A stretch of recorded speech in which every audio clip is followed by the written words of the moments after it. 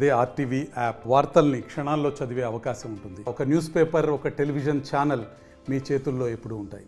మహబూబ్ నగర్ జిల్లాలో విద్యార్థి సమస్యలు పరిష్కరించాలని డిమాండ్ చేస్తూ మహబూబ్ నగర్ పట్టణంలోని ఏదైతే విద్యార్థి ఫెడరేషన్ సంఘం ఆధ్వర్యంలో కూడా నిరసన వ్యక్తం చేసే పరిస్థితి కనిపిస్తుంది. ప్రస్తుతం మనం మహబూబ్ నగర్ జిల్లా కేంద్రంలోని ఏదైతే తెలంగాణ చౌరస్తాలో కూడా ఎస్ఎఫ్ఐ విద్యార్థులు ఆందోళన కార్యక్రమం చేపడుతున్నారు, కలెక్టరేట్ ముట్టడి కార్యక్రమం చేపడుతున్నారు. ప్రస్తుతం మన దగ్గర విద్యార్థి సంఘ నాయకులను మిగతా విషయాలను అడిగే ప్రయత్నం చెప్పండి. మీ డిమాండ్ ఏంది, ఎందుకు ధర్నా చేపడుతున్నారు?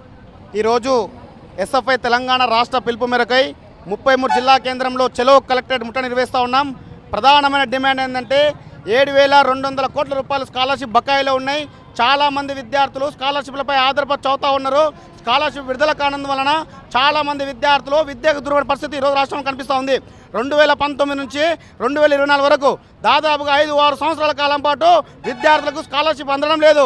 7,200 కోట్ల రూపాయలు బకాయిలో ఉన్నాయి. తక్షణమే విడుదల చేయాలి. దాంతోపాటు చాలా వార్డెన్లు ఇబ్బంది పడుతూ ఉన్నారు. మెస్ కాస్మెటిక్ పెంచుతామని చెప్పేసి గత ప్రభుత్వం చెప్పడం జరిగింది, కానీ ఇప్పటి వరకు అది ఎక్కడ కూడా నియమించలేదు. మేము ఒకటే విజ్ఞప్తి చేస్తూ ఉన్నాం, మెస్ కాస్మెటిక్ ఛార్జీలు పెంచాలి. చాలామంది వార్డెన్లు ఇబ్బంది పడుతూ ఉన్నారు. అప్పులు చేసి ఈరోజు విద్యార్థులకు భోజనం పెడతా ఉన్నారు. తొందర ఈ ప్రభుత్వమైన స్పందించి మెస్ కాస్మెటిక్ పెంచాలి అని చెప్పని జరుగుతూ ఉంది. దాదాపుగా గురుకుల పాఠశాలలు ఇంతకుముందు గవర్నమెంట్ ఉన్నప్పుడు పదే హెచ్చరించాం. కేజీబీవీలు కానీ గురుకులాలు కానీ అద్దె భవనాలు నడుస్తూ ఉన్నాయి. సొంత భవనాలు ఏర్పాటు చేయాలి అని చెప్పేసి మేము ఎస్ఎఫ్ఐ ఆధ్వర్యంలో ఎన్ని ధారణాలు చేసినా ఈరోజు ఫలితం లేకుండా పోయింది.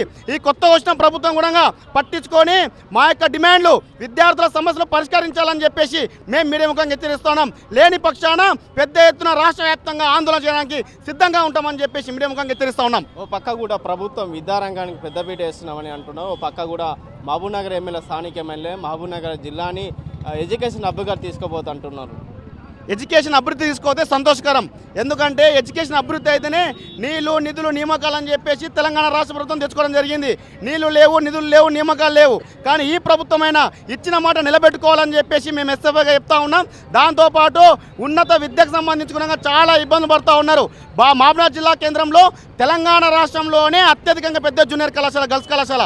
ఈరోజు 3,000 నుంచి 4,000 మంది విద్యార్థులకు చదువుతూ ఉంటే 2 టాయిలెట్స్ మాత్రమే ఉన్నాయి. ఎలా సాధ్యమండి?